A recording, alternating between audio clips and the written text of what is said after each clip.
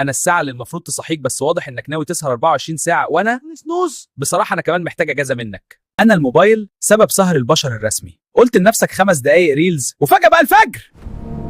انا القهوه اللي هتشربها بعد ما نمتش 24 ساعه، هتقول فنجان واحد بس وبعد شويه ترجع لي تاني. انا نظام دعم الحياه.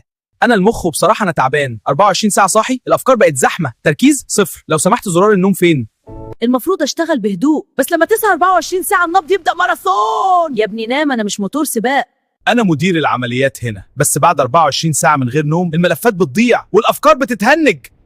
احنا العيون ضحايا السهر. كل شويه تقول اخر فيديو وبعده اخر فيديو، وفي الاخر تقول ليه مش عارف اركز. انا الانف مسؤول الروائح، بس بعد السهره حاسه الشم بقت غريبه. اشم القهوه وافتكرها شوربه. انا الاذن، المفروض اسمع كل حاجة، بس لما ما تنامش الاصوات تبقى مش واضحة، حد بيكلمني ولا انا اللسان مسؤول الطعم، بس لما تسهر كتير تاكل اي حاجه.